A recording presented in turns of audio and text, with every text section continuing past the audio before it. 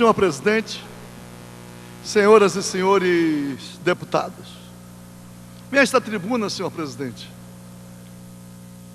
falar sobre a manifestação do ministro Joaquim Barbosa, presidente do Supremo Tribunal Federal, sobre os partidos políticos e sobre o Congresso Nacional. Em primeiro lugar, senhor presidente, o fato do ministro Joaquim Barbosa ser presidente do Supremo Tribunal Federal não elimina o direito que ele tem de expressar as suas opiniões sobre qualquer tema.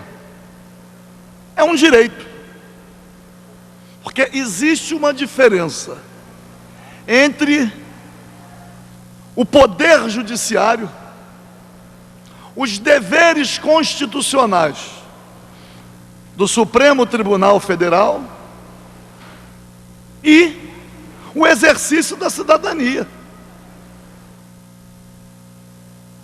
Quando ele expressa uma opinião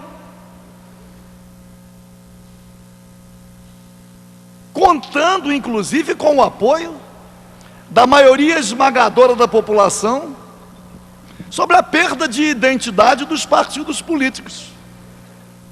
E os partidos políticos deixaram de representar aquilo que consta nos seus respectivos programas. A população vê os partidos políticos como algo deformado, uma espécie de atentado à democracia representativa. Eu poderia até discordar da opinião do ministro Joaquim Barbosa, mas não discordo. Todos nós, e principalmente nós, que exercemos mandato, que convivemos, que conhecemos os partidos políticos, todos nós sabemos que há uma deformação, que a população, quando escolhe seus representantes, é raro o eleitor que primeiro define o partido político com o qual se identifica para depois escolher o candidato. Eu voto é na pessoa, no máximo. Mas, de um modo geral, há o reconhecimento quase que unânime de que os partidos políticos estão hoje muito fragilizados. Mas, nas democracias representativas, o acesso ao poder se dá através dos partidos políticos, com os candidatos escolhidos pelos partidos políticos. E depois, afirmou o ministro Joaquim Barbosa, de que o poder legislativo, e ele se referiu ao Congresso Nacional, de que o poder legislativo nada mais representa do que um apêndice do poder executivo. E tem razão. Tem razão. Porque a partir de um tempo, quando falam de governabilidade, para que um governo tenha governabilidade, ele tem que eliminar a participação das correntes representadas no Congresso Nacional. Ele tem que cooptar. E para que haja a cooptação, nós temos aí, às vezes, as maiores imoralidades. Poderíamos citar aqui inúmeras já comprovadas. no Congresso Nacional. Não vi por que o presidente da Câmara dos Deputados e o presidente do Senado Federal, que deveriam também manifestar suas opiniões sobre os partidos políticos, sobre o poder legislativo, sobre o poder judiciário, poderia. Aliás, se há alguém que manifesta a opinião sobre quase tudo, são os parlamentares, diariamente expressando suas opiniões. Aliás, não só expressam, como têm imunidade. Podem e devem expressar e sequer respondem criminalmente por qualquer manifestação, desde que da tribuna. Então, se nós defendemos as liberdades democráticas, os direitos e garantias individuais, um direito fundamental é o direito à livre expressão. Se nós trouxermos o raciocínio, ou trouxermos o debate para o estado do Rio de Janeiro, alguém nesta casa tem dúvidas de que o poder executivo, que o governador Sérgio Cabral exerce sobre o poder legislativo todo o domínio? É possível ver tramitar nesta casa uma iniciativa, qualquer que seja, que contraria a vontade do poder executivo? Um projeto de lei, qualquer um, que represente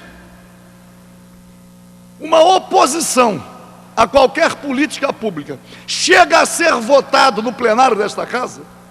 Nem chega a ser votado, não é apreciado nas comissões, e quando o é, também não é incluído na ordem do dia para votação. Quantos requerimentos subscritos por 24 ou mais deputados, definindo o objeto a ser investigado? Quantos requerimentos de comissão parlamentar de inquérito são respeitados? Aliás, tendo até reserva constitucional. É impossível ver tramitar nesta casa, até para ser derrotado, porque se o governo tem maioria, o projeto teria o seu curso normal, de acordo com o regimento, e a maioria votaria contra. Mas nem o direito à apreciação do projeto. Instalação de CPI. Chegamos ao ponto de nem requerimento de informação. Nem requerimento de informação. Isto é, o poder legislativo está impossibilitado de fiscalizar o poder executivo. Requerimento de informação, CPI, são instrumentos para a oposição fiscalizar o governo, ou para que qualquer membro da base do governo queira acompanhar as ações do governo, queira conhecer mais profundamente dados sobre qualquer área. Quando eu falo em algo que contraria a vontade do governo estadual, eu vou citar naturalmente, diz assim: todos cantam sua terra, também vou cantar a minha. Hoje estive numa missa no quartel-general da Polícia Militar. A manifestação contra a venda do quartel-general. Há nesta casa, de minha autoria, tramitando um projeto de lei que tomba o quartel-general. Não chega ao plenário para votar. Por quê? Porque o governador quer encher os cofres públicos do Estado vendendo o terreno por 300 e poucos milhões. Indiferente aos aspectos históricos, a história do país, a história do Estado. Ele quer demolir, não está demolindo o IASERJ Central, vai demolindo. Tem um outro projeto. Estamos aí com os acidentes de ônibus, uma tragédia, a tentativa de criminalizar os rodoviários, que não são os empresários de ônibus, são os rodoviários. A população sofrendo, os rodoviários adoecendo. Projeto de lei que recupera a função do auxiliar do motorista, apreciado em primeira votação e aprovado em 2008.